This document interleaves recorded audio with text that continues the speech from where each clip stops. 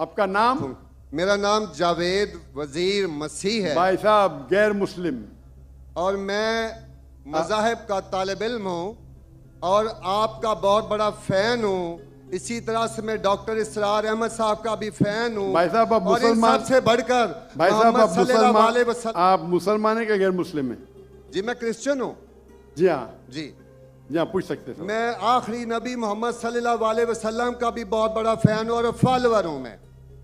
मैं एक दो बात करना चाहता हूँ। अगर हम सूरत मायदा में पढ़ते हैं तो उसमें जिक्र हुआ है कि जो नसारा है, जो मसीह हैं, ये ईमान में आपके बहुत करीब हैं। फिर उसके बाद मैं जिक्र करना चाहता हूँ, जब आप पे बुरा वक्त आया, तौबा माजरत के साथ मैं लफ्ज़ लेता हूँ, तो आपको एक मसीह बादशाह ने पनाह दी। उसके बाद मैं ये देखता हूँ कि हजूर सल्लल्लाहु अलैहि वसल्लम जब अपनी ज़ात में थे तो एक बेवा खातून थी जो आप रास्ते में से गुजरते थे तो आप पे वो कचरा फेंकती थी, लेकिन आप नीचे से देखते हुए मुस्कुरा के चले जाते थे। उसका क्या हुआ कि 2-3 दिन के बाद ये वाक़या ख़त्म हो गया। उसके बाद आपने देखा कि ये क्यों नहीं हो रहा।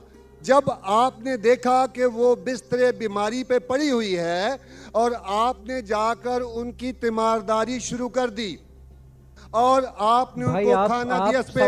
उसके सवाल आ रहा हूँ ना भाई, इंटरप्ट क्यों कर रहे हो? मैं ये बात करना चाह रहा हूँ कि मोहम्मद सल्लल्लाहु अलैहि वसल्लम जो हैं वो रहमतुल आलमीन हैं।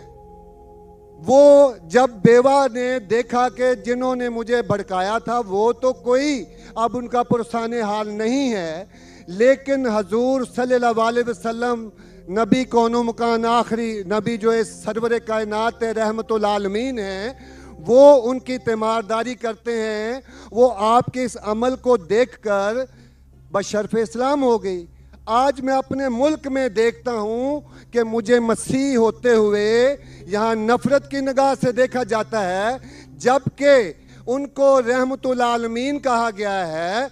अगर हम अपने मसीहों के साथ वो रवैया नहीं रखेंगे जो हजूर सल्लल्लाहु अलैहि वसल्लम ने रखा है तो वो कैसे रहमतुल आलमीन हैं?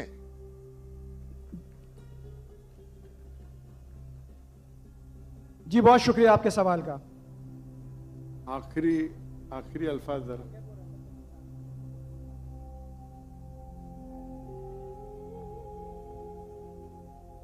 हाँ भाई साहब का अच्छा सवाल है। उनका नाम जावेद मसीह है और उन्हें मिसाल दी मोहम्मद सल्लल्लाहु अलैहि वसल्लम जब साहबा ने हिजरत की तो अबिसीनिया के बादशाह ने उन्हें पनाह दी और जिक्र किया एक औरत जो कचरा फेंकती थी, और वो कह रहे कि आज इस मुल्क में मुसलमान उनको नफ़रत की नज़र से देखते, अपने अल्फाज इस्तेमाल की नफ़रत की निगाह से देखते हैं। तो क्यों? जब अल्लाह के रसूल रहमतुल आलमीन हैं तो मुसलमान नफ़रत की निगाह से क्यों देखते हैं? कुरान में अल्लाह सुब्हानहू व तआला फरमाते हैं सूरह माइदा में सूरह नंबर 5 आयत नंबर 82 में कि मुसलमान के सबसे करीब वो लोग हैं जो कहते हैं कि वो क्रिश्चियन हैं। ये कुरान की आयत है कि मुस्लिम से सबसे करीब वो लोग हैं जो लोग कहते हैं मैं नसारा हूं, आई एम अ क्रिश्चियन। ये कुरान की आयत है। और कुरान में 1/3 हिस्सा 1/3 of the Quran, 1/3 of the Quran is address to, मुखातिब है या अहले किताब, या अहले किताब कहो अहले किताब से, यहूद और नसारा से। तो 1/3 हिस्सा कुरान मजीद का तकरीबन अहले किताब से मुखातिब है। और आपका सवाल कि अल्लाह के रसूल रहमतुल आलमीन बेशक है, कुरान की आयत है सूरह अंबिया सूरह नंबर 21 आयत नंबर 107, वमा अरसलनाका इल्ला रहमतुल आलमीन, कि मोहम्मद सल्लल्लाहु अलैहि वसल्लम अल्लाह ने उन्हें रहमतुल आलमीन रहमत बना के भेजा है सारे आलम के लिए, सारे इंसानियत के लिए। वो बेशक है, उस पर कई किताब लिखी गई। अगर आपको मुसलमान नफरत से देखते हैं उसकी वजह जानना जरूरी है। मुसलमान तो दूसरे मुसलमान को नफरत से भी देखते,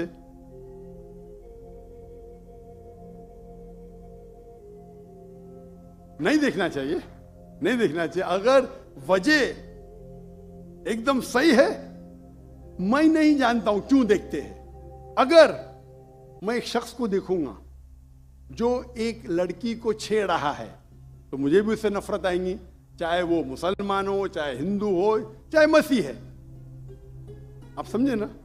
तो उस वक्त मुझे हिदायत दी गई है, अगर एक इंसान कोई खवातीन या कोई लड़की का बलात्कार कर रहा है या जिना बिल जब्र कर रहा है, तो रहमत क्या कहती है?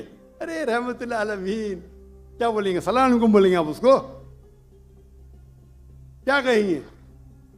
अगर आप बलात्कार देख रहे, जिना बिल जब्र हो रहा है, आप क्या कहेंगे? मैं मुसलमान हूं, अस्सलाम वालेकुम। अल्लाह के रसूल की हदीस है, अगर कोई बुरा चीज देखते हैं तो हाथ से रोको, हाथ से नहीं रोक सकते तो जबान से रोको, जबान से नहीं रोक सकते तो दिल में कोसो।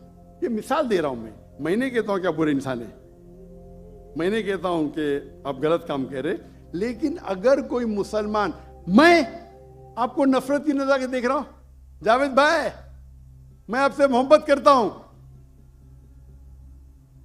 जावेद भाई मैं आपसे मोहब्बत करता हूं, on the microphone please, on the microphone,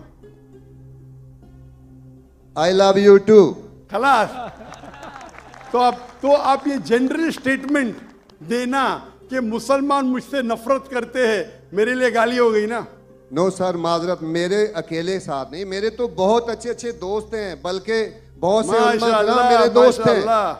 माशाअल्लाह। इज्तिमाई तौर पे कोई एक आदमी गलती करता है तो हमारे चर्चेस के ऊपर चढ़ाई हो जाती है, हमारे सामने हमारे ईमान की धज्जियां उड़ाई जारी होती हैं और हम खामोशी से एक गिद्दड़ की तरह खड़े होकर देख रहे होते हैं, क्योंकि हमें यह नहीं सिखाया गया है। मैं इज्तिमाई बात कर रहा हूं। अभी पिछले दिनों ये पूरा जो है पूरा है। भाई साहब ये सवाल जवाब का सेशन है, तकरीर का सेशन नहीं है। तकरीर के सेशन के लिए आप एक हॉल हायर कर सकते हैं। आपका सवाल आपने पूछे, मैं जवाब दिया। अगर कोई शख्स बिना वजह आपसे नफरत करता है तो गलत है, और कुरान की तो आयत है, जितने भी गैर मुसलमान है सबसे करीब है जो नसारा है। अगर आप कुछ गलत काम किए और कोई नफरत करता है, वो भी कुरान की आयत है। कुरान की आयत है सूरा नंबर 41 आयत नंबर 34 सूरह फुसिलत चैप्टर 41 वर्स 34। अगर कोई आपके साथ बुरा बर्ताव करता है उसका बदला अच्छाई से दो। जावेद भाई मैं आपसे बात कर रहा हूं, अगर कोई आपसे बुरा बर्ताव करता है तो कुरान फरमाते, अल्लाह ताला फरमाते, उनसे अच्छा बर्ताव करो। आपको क्या पता कि आपका दुश्मन आपका दोस्त बन जाएगा। ये कुरान की आयत है, सूरह फुसिलत सूरा नंबर 41 आयत नंबर 64। तो अगर कोई मुसलमान कुरान पे अमल नहीं करता है तो वो नॉन प्रैक्टिसिंग मुस्लिम होगा। मतलब हर मुसलमान तो मैं नहीं कह सकता अच्छा है, और अगर कोई एक शख्स कोई गलती करता है, आप जैसा कहे कि पूरे कौम पे चढ़ाव करना बिल्कुल गलत है, इस्लाम में भी नहीं है। अगर कोई एक शख्स गलती करता है और वो सजा का हकदार है, उसको सजा मिलना चाहिए। उसका मतलब नहीं पूरी कौम।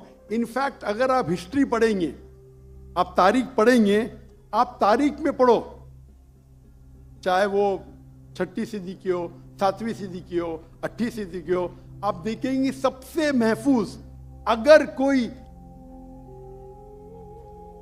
जनरल दीन को फॉलो करने, वो इस्लाम के रूल में, इस्लाम अगर रूल कर रहा है उस शहर को, तो जितने गैर मुस्लिम थे वो अपने आप को महफूज समझते थे।